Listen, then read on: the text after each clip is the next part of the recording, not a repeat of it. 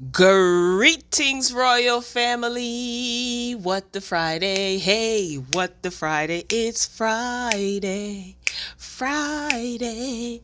Friday. That's my little jingle, for the What the Friday show. Welcome back to another episode of the WTF show, the What the Friday show. Happy Friday, April 24th, 2020. The month is almost over, and hopefully all of you are in good spirits as much as you can be. I don't want to be insensitive, but that is not what I came on here to talk about.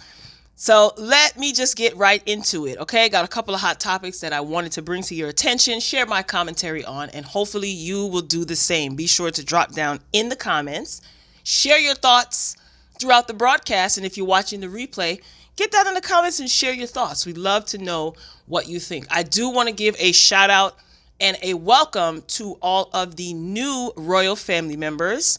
Round of applause, round of applause, round of applause. And to my ride or dies, my longtime royal family members, thank you, thank you, thank you. So I appreciate the love. Some of you have been DMing me, sending me your feedback, and I'm telling you, I humbly thank you. All right, now that the church announcements are over, let's get into it. First up on today's docket, Peppa from Salt and Pepper.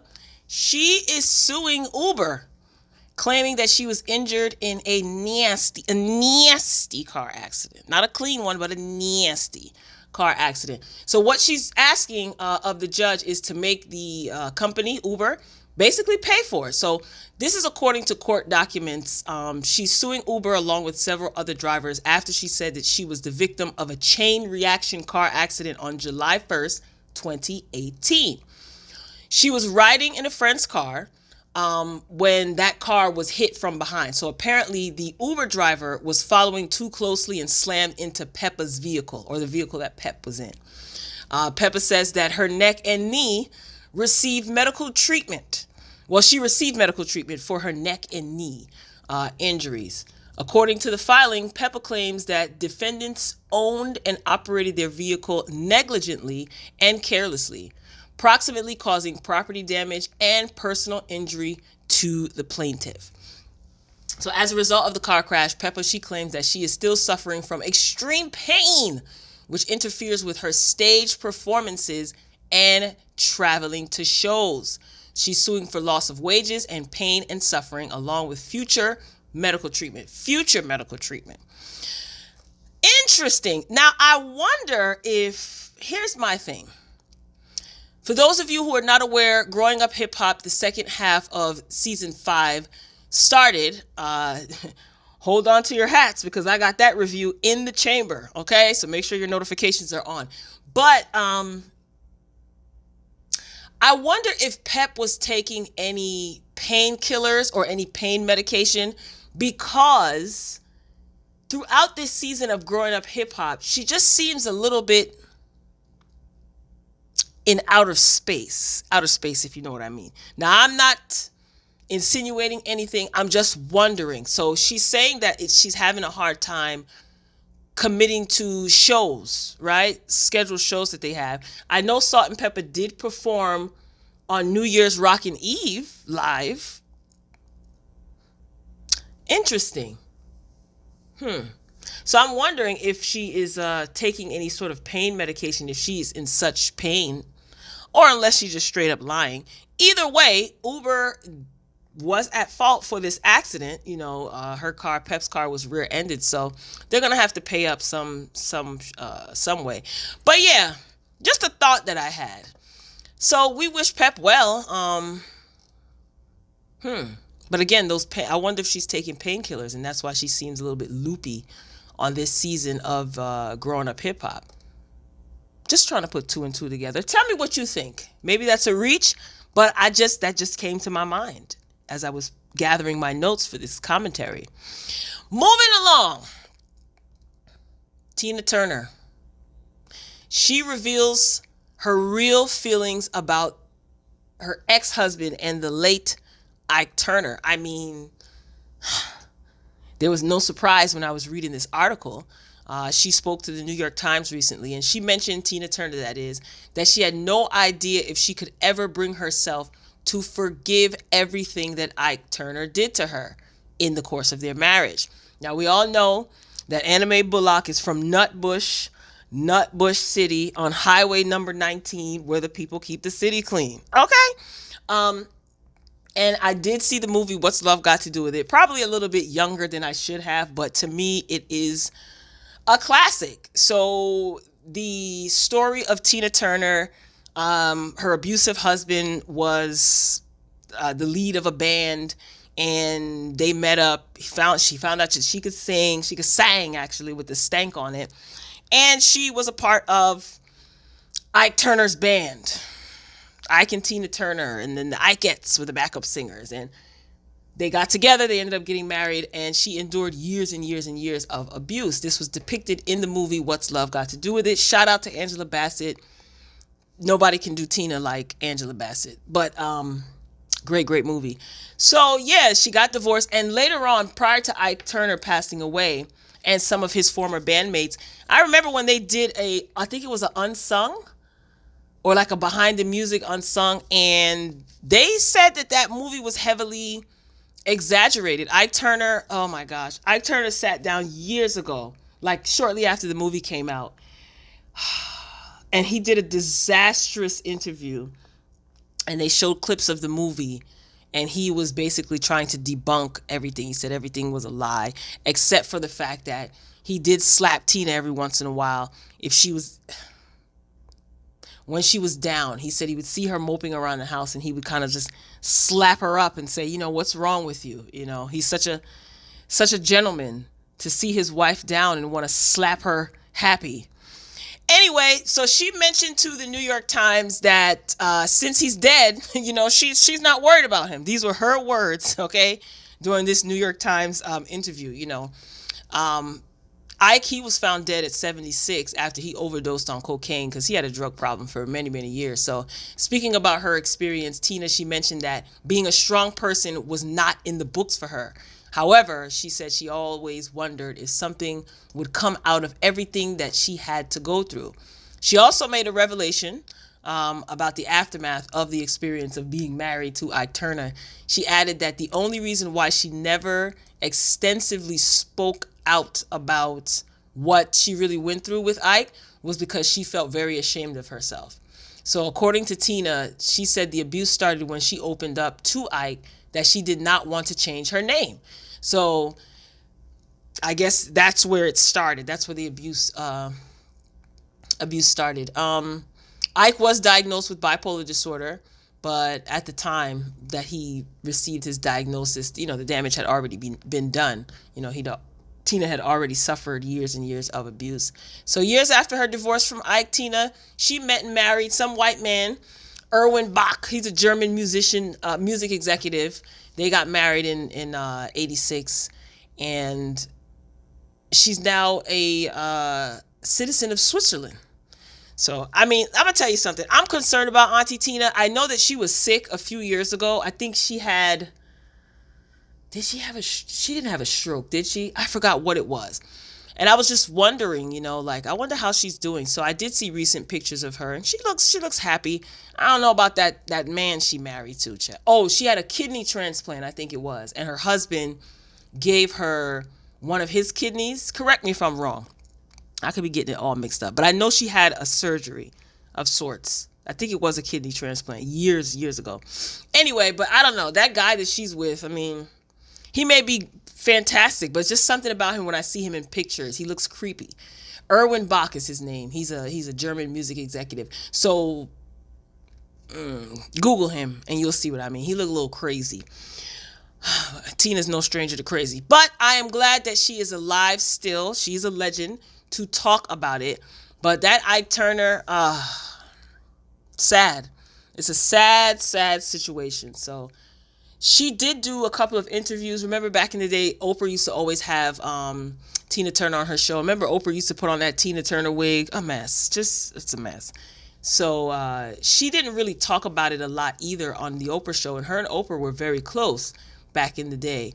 So she would oftentimes kind of skim over it. And now, her speaking to the New York Times, it's because she was embarrassed. She was ashamed of herself. And a lot of domestic abuse victims blame themselves. Other people tend to blame the victim in some shape, form, or fashion when there is some sort of, unhealthy relationship. I'll put it that way.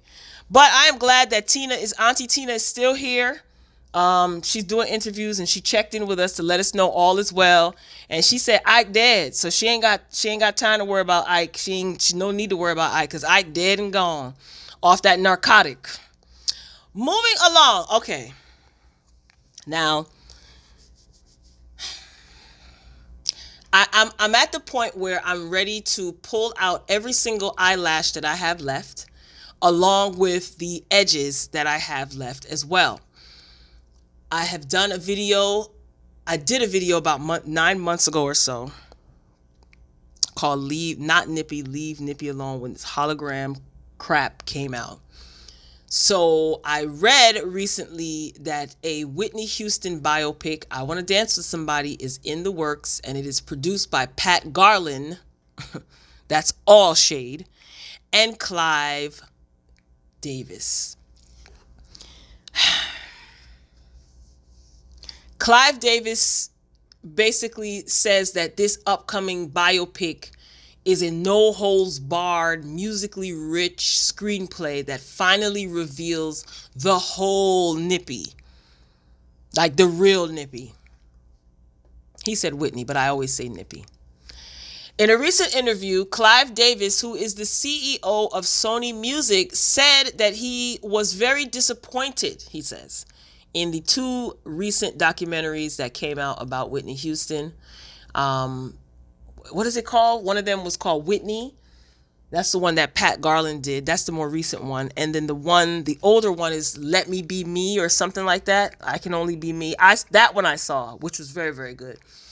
So Pat Garland says, because I refuse to acknowledge her as a Houston, Pat Garland says the estate of Whitney Houston is more than elated to be involved with a group of people that are as passionate about Whitney's life story as we are. Whitney's legacy deserves only the best that can be given. This is Pat Garland giving a statement, like anyone asked her for one, but whatever. I stand with the hearts of these partners, being the chosen ones to produce a film that's uplifting and inspiring to all that loved her, giving you a reason to continue to celebrate the voice that we all fell in love with and will cherish forever. Bullcrap! Leave Nippy alone. Let the woman rest in peace. I feel the only story that I was interested in hearing was from her friend Robin. Robin finally came out with her book several months ago after being trashed in the media. Well, not in the media, by Pat Garland and Whitney's mother. You know what I mean? They painted her out to be not so great. And she got an opportunity to tell her story. And I feel like the fans connected with that. I mean, the fans are going to watch anyway. I'm going to watch. I mean, because I love Whitney. I'm not interested in Clive Davis's story. Like, I know Clive Davis's story, but I guess this is for people who don't know. I'm certainly not interested in anything that sister-in-law of Whitney's has to say. Nothing whatsoever.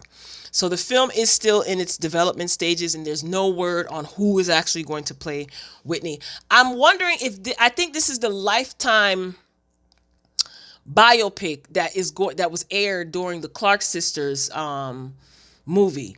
I know I've seen Salt and Pepper, and I did hear about this months ago, but I was hoping that it would, go up in flames, just like the hologram situation. They're going to continue to eat off of Whitney, man. And there's nothing we could do about it, but it's just,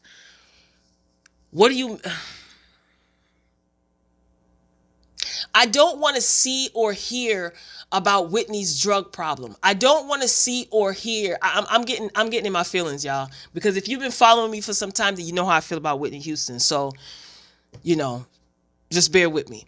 I don't want to hear her story, and her daughter's story is tragic as hell. Tragic as hell. A little young black, when I was a little girl, a young black girl, little girl like me, seeing, yeah, you see the Patti LaBelle's. I grew up watching the Anita Bakers and listening to Anita Baker's music, you know, American music, you know. And then here comes Whitney Houston. Young Whitney Houston that I can relate to. No shade to Patti LaBelle and Anita Baker and, you know. But here comes Whitney. Like, she's young, she's vibrant, seeing her. And she's from Jersey.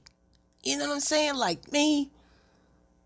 Whitney means a lot to a lot of people. And for some people, it's not a matter of just like, oh yeah, let me snap my fingers to her song. For some of us, we saw ourselves in this young girl who yes, in the limelight, they tried to make cookie cutter and perfect, but she was just down to earth. If you guys were on my live recently, one of them, then you should remember I told the story of my brother meeting Whitney Houston and Bobby Brown in South Beach, Florida during spring break one year. And he was flabbergasted at how down to earth she was. She was mad cool. And that made some of us who really love Whitney, it made us love her even more, you know? So when I see things like this, and yeah, it happens to people every day, it just sucks, you know? It just really sucks. And her daughter is gone too. This whole story surrounding Bobby Christina and Whitney Houston is tragic. And regardless of the theories that people may have, and trust me, I know, you know, I hear the theories. It still doesn't take away the fact that it's just sad as hell. Sad as hell.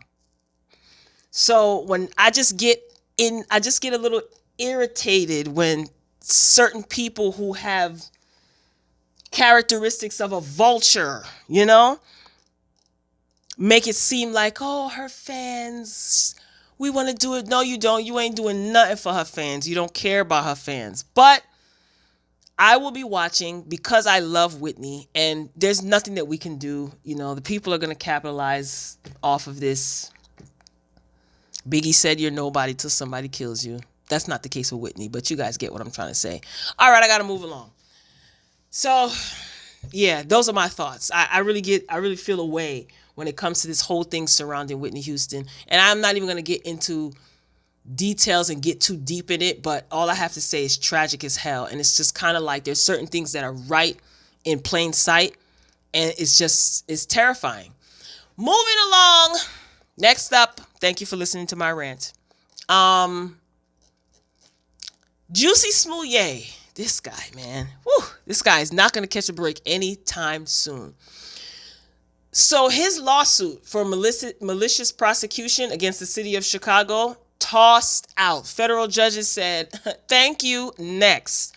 So he claimed that he was the victim of a hate crime, and he was attacked by a Cheeto Head supporter because of his race and his sexuality. That's how this whole thing started. So as more information about the incident came out, there was speculation that JUSSIE staged the entire thing, right? And hired Nigerian brothers to basically rough him up and to basically put this whole thing together. So the city of Chicago sued JUSSIE because they wanted to be reimbursed for the funds that it took to investigate his claims, his initial claims. JUSSIE, he's denied reports that the attack was staged. You know, he's adamant about that. He's saying that this wasn't staged, and he filed a counterclaim against the city of Chicago and several police officers claiming that he was a victim of malicious prosecution. Okay, so I said he might have a case. Well, the city of Chicago said FOH. You guys know what the FOH stands for. And on Wednesday, just recently, April 22nd, his suit was dismissed by a federal judge because he's now being re-indicted by a special Cook County grand jury on charges stemming from the same incident. So he can refile his lawsuit against the city of Chicago, but he has to wait until all of the proceedings against him for allegedly faking the attack have officially ended. So he has to wait until that is done and over with, and then he can refile his lawsuit against the police department or city of Chicago and then specific police departments. Juicy, you in danger, boy. But I still hold my argument because I've been following this story. So I've reported on this a few times. So this is the most recent update. On what grounds did they dismiss his case? To some of you, I may sound silly.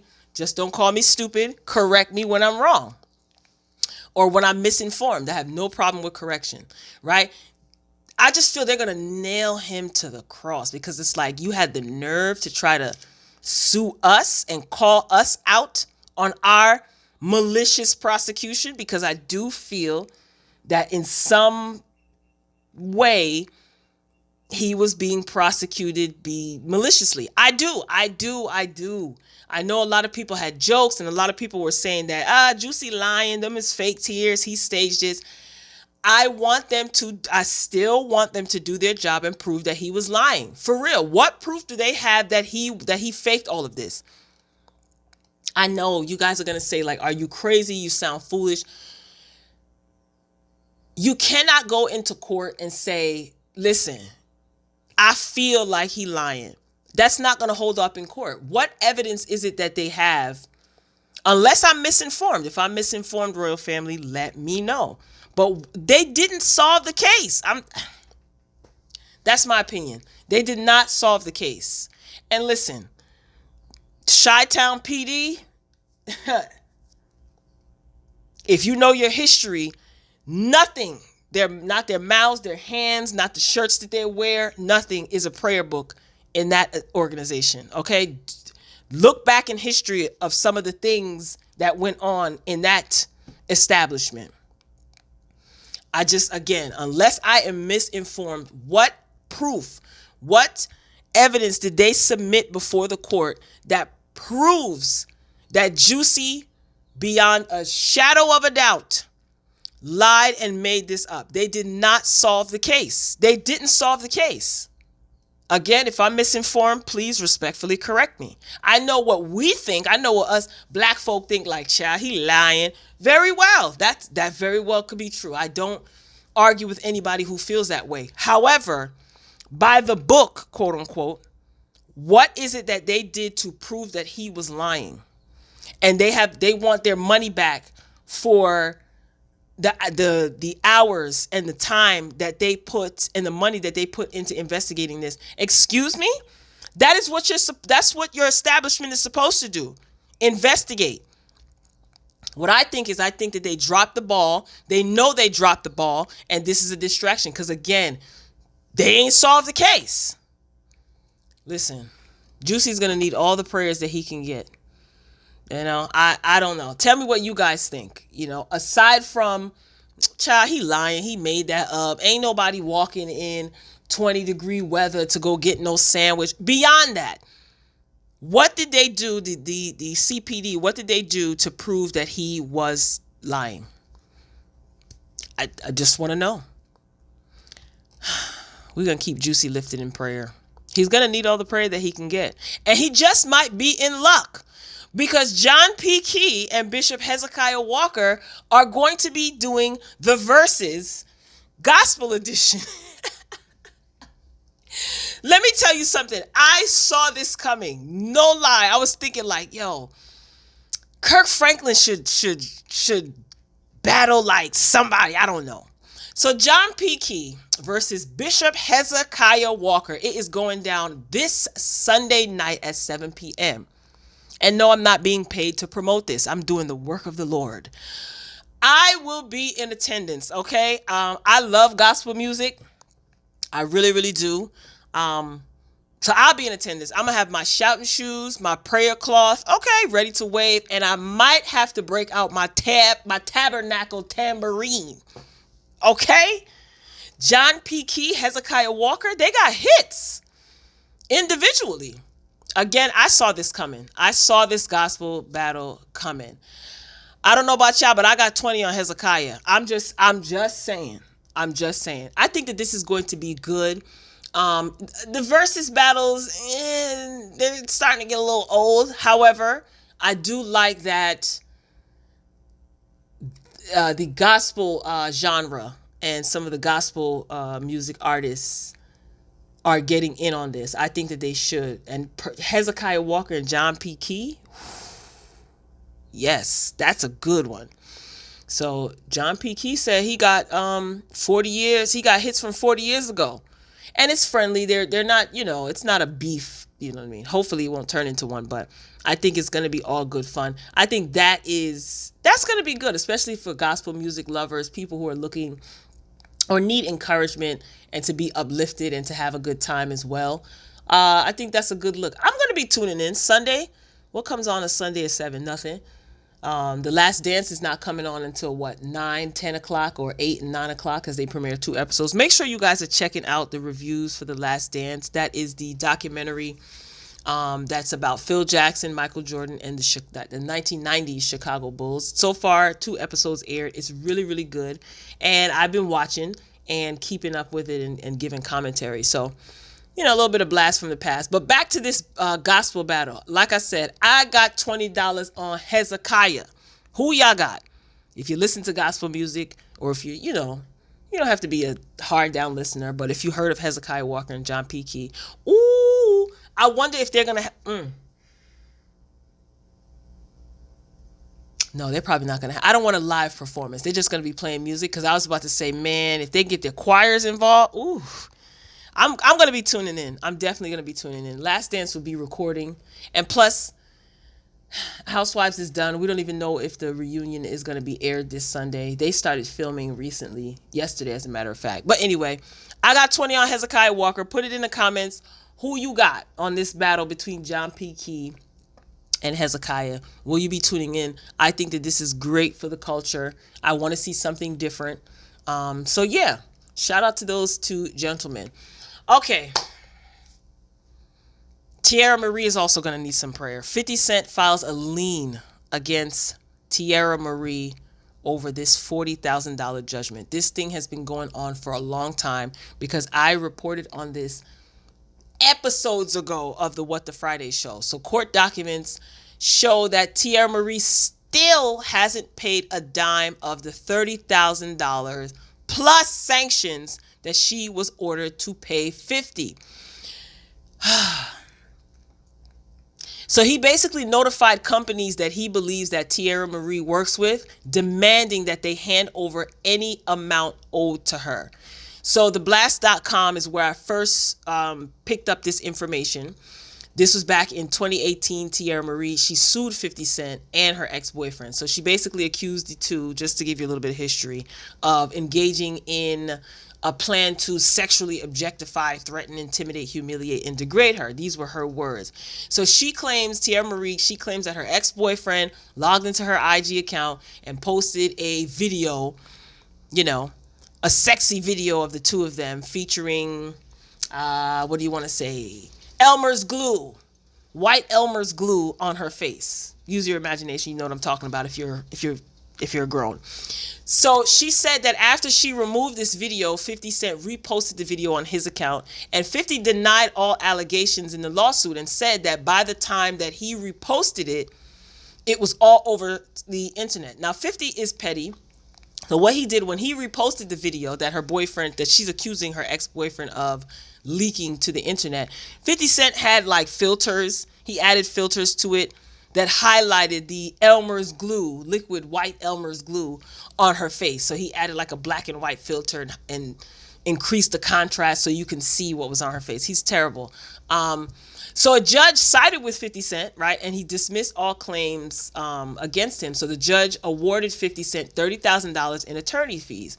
Now, since being awarded that $30K, 50 Cent has been making attempts to collect his money. So during the battle, to Teairra Marie, she told the court that she was broke. Okay? Not just broke, but broke. And that she couldn't afford to pay the $30,000 judgment. 50 Cent said that's BS. Okay? And her claims of being broke are just straight BS. And he actually tried to seize her Love and Hip Hop paychecks, $100,000 to be exact. So what the court did now, because she wasn't paying on the $30,000, or she didn't pay the $30,000, the court awarded 50 Cent an additional $5,000 after he accused her of refusing to turn over her bank records. So 50 at this point, he feels that she has no intention on paying him after she lied about being broke. Lord have mercy. So now he's reaching out to any company that she's affiliated with that could possibly be paying her for services or whatever, promotion or whatever. And he got to put a lien on all of her assets, all of her earnings. Teairra, girl, you need better legal representation. Good God. Like, initially it was $30,000 to pay 50 Cent's legal fees. You ain't pay that. You said you was broke. 50 Cent went back to court and got an additional $5,000 on top of the $30,000. Girl, all... What's going on? I said this months ago. Girl, try to set up a payment arrangement with the courts or with 50 or something, because the only thing that 50 is going to keep doing to remain relevant in the press and also promote all of his projects, because he's a marketing genius, hate it or love it, he knows exactly what he's doing. Okay? He's going to continue to keep going back to court, and they're just going to keep adding to this judgment. Teairra, girl, who is your lawyer? Who is your legal team?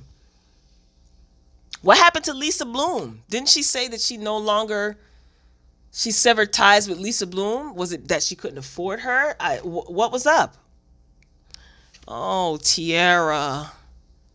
And I'm not going to say 50's a jerk for this, because even though he was awarded $30,000 in legal fees. And yes, that can't be considered cyberbullying. So what that the video was already out on social media? You contribute in sharing it, and you altered the video to highlight, whatever he highlighted. I already said it twice. I don't know. You know what? He got friends in high places, man. So I don't foresee her winning this. Teairra, I don't know. I think that some sort of agreement you should come to some sort of agreement with the court or something. But Teairra's just like, I'm broke. I don't know how this is going to play out, but this has been going on for a very long time. Good grief. When will this end? So let me know what you think, Royal Family. Those are today's What the Friday topics. Okay? Hopefully you guys are gearing up to have a positive weekend indoors. Okay? Regardless of what establishments are opening up by some of these mayors and governors or whatever, keep your behind in the house. Safety first. Look out for yourself so that you will be able to look out for your family and the rest of your loved ones. However, we're all adults, so you're going to do whatever the heck you want to do. No judgment here. So be sure to get down in the comments. Let me know what you think. If you're in the chat on the live broadcast, thank you. This is pre-recorded, yes, but it is premiered live. So I appreciate all of the support and love that I've gotten from all of you. It really means a lot to me. I can't say that enough. Be sure to hit the like button if you enjoyed today's commentary. And if you haven't done so already, hit the subscribe button and make sure that you select all when you click the notification bell. We'd love to have you join our growing royal family. So I am signing off for now, y'all. Make sure your notifications are on, or come back to the channel if you're having a problem with notifications. So I'll see you soon. Until next time, peace.